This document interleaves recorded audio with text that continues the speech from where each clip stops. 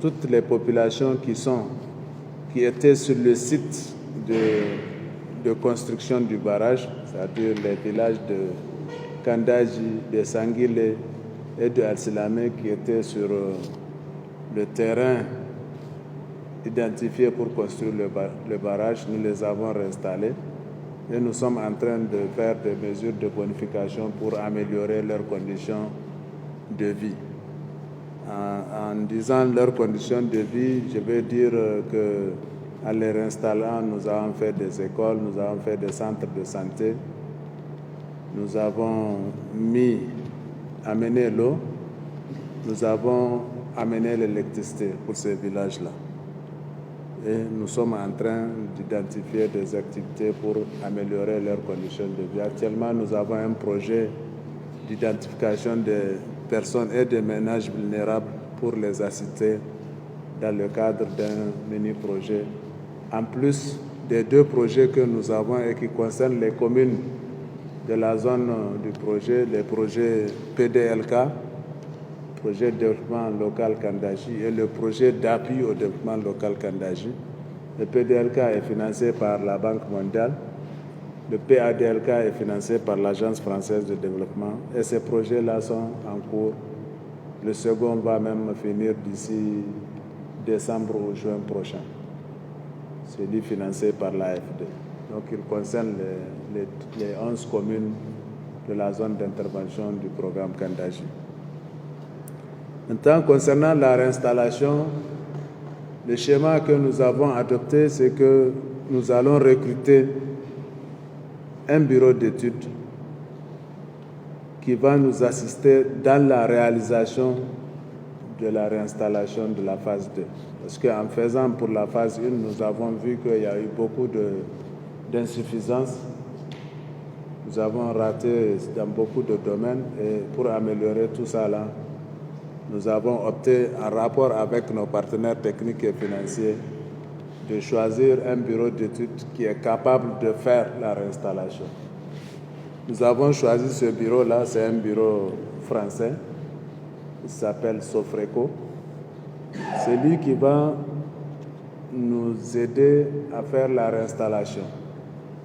Donc ce bureau est choisi, on va finir les discussions pour le contrat cette semaine et on va faire le contrat à l'OS pour qu'ils démarrent leur travail. Mais avant que ce bureau ne commence réellement à travailler, nous avons identifié un certain nombre d'activités que nous devons faire. Notamment, nous devons aménager les sites de réinstallation des populations.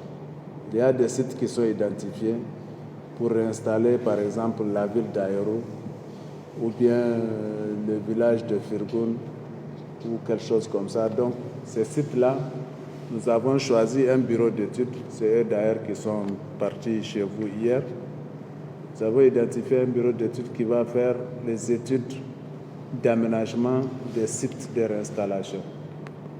C'est-à-dire, ils vont aller voir les sites, ils vont discuter avec vous, ils vont faire le lotissement nécessaire pour tenir compte des maisons, des concessions qu'il y a actuellement dans les villages, pour tenir compte de comment les gens sont organisés dans les villages et proposer un lotissement pour chaque village.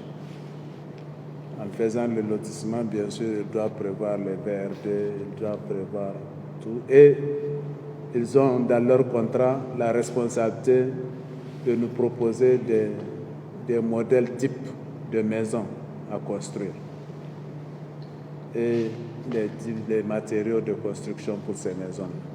Donc, ils font des propositions de maisons types qu'ils vont discuter avec les populations, qu'ils vont approuver avec les populations et dont ils vont suivre la construction des prototypes pour que vous voyez quel est le type de maison et que vous acceptiez avant qu'on ne passe un contrat qui va construire ces maisons-là.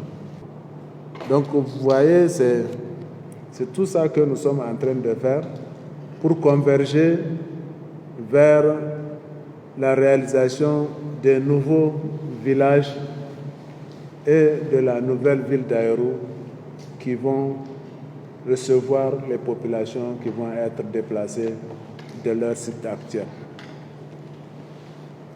Et ce travail, normalement, nous devons le finir avant la fin des travaux du barrage. C'est ça les accords avec les partenaires. Ce travail, nous devons le finir, les populations réinstallées, et 6 mois après, pour que nous puissions mettre l'eau dans le barrage, pour que nous puissions retenir l'eau. Mais j'avoue qu'à l'heure actuelle, selon nos observations, c'est quelque chose de très difficile. C'est un pari que nous ne risquons pas, en tout cas, de gagner. Mais nous sommes en train de nous organiser pour pouvoir tenir. Ce qui est sûr, c'est que maintenant, ce dont nous sommes sûrs, c'est que les travaux du barrage vont finir, Inch'Allah, en octobre 2025. Ça, c'est sûr, il n'y a pas de doute en ça. En tout cas, s'il n'y a pas une interruption majeure, on est parti pour tenir ce délai-là. Ce qu'on ne peut pas tenir, c'est finir la réinstallation avant octobre 2025. Ça, nous sommes presque certains que nous ne pouvons pas tenir, mais nous sommes en train de travailler pour en tout cas faire le maximum avant cela. Et la grande conclusion qu'il faut tirer, c'est que même si on finit les travaux du barrage, si on n'a pas fini la réinstallation, on ne peut pas mettre l'eau.